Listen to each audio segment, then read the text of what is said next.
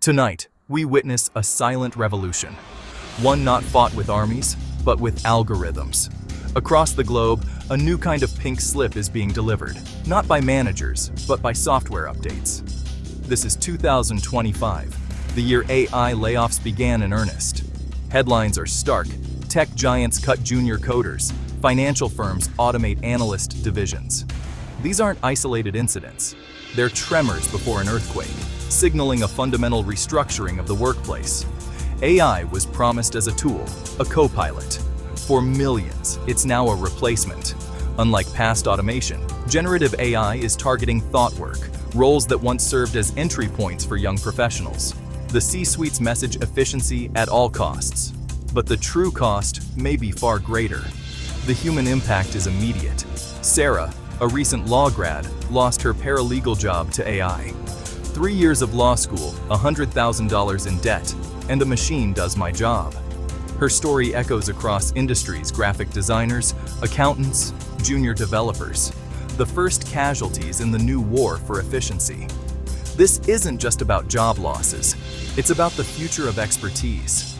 For generations, careers started at the bottom, learning from those above, gradually taking on more responsibility.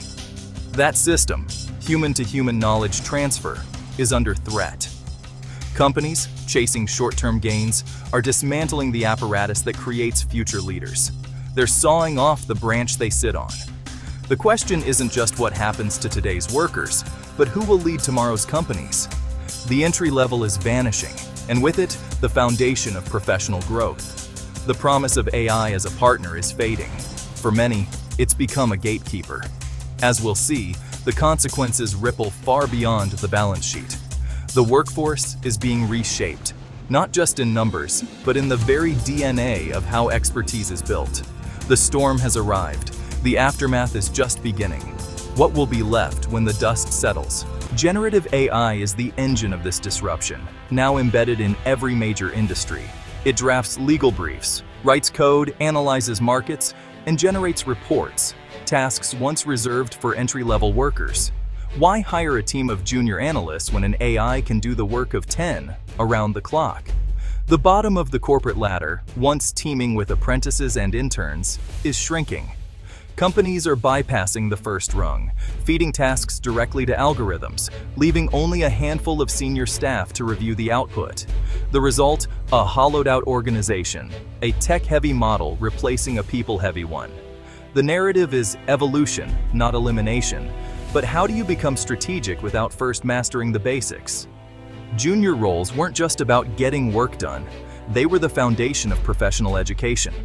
By automating them, companies risk creating a workforce with oversight, but no substance. The first step on the career ladder is gone, and the gap is growing. Progress, it seems, comes with a hidden cost. For decades, professional success followed a clear path. Start at the bottom. Learn, rise. Apprentices became masters through years of foundational work. Now, AI is breaking that sequence. The ladder is being pulled up. Entry-level tasks, once the building blocks of expertise, are automated. Without these stepping stones, the journey to seniority becomes a leap across a chasm.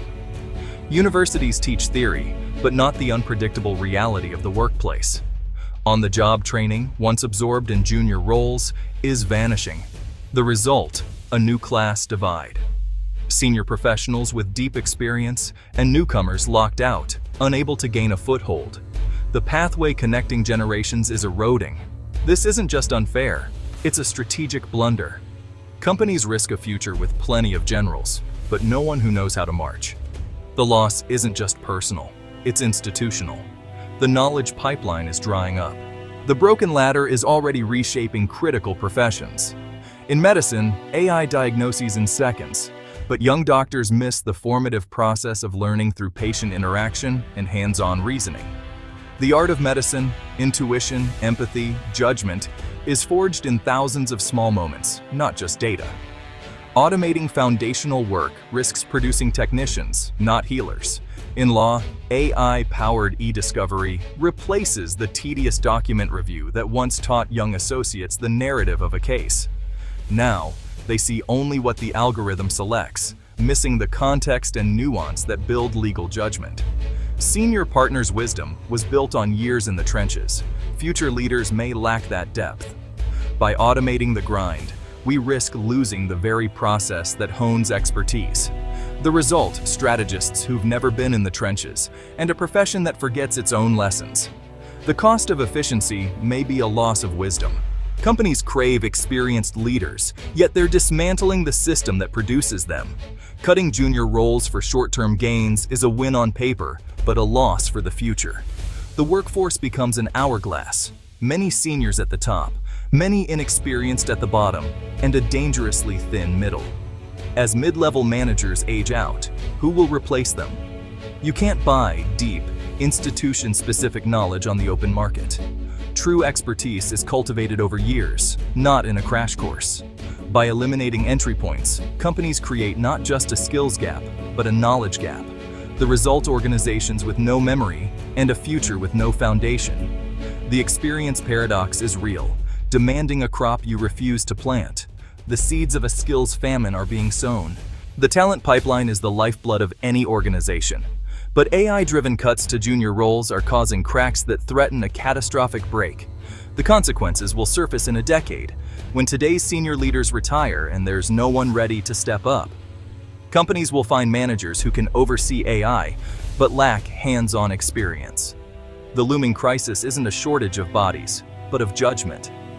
True leadership is forged in early career struggles and small victories, not in reviewing AI outputs.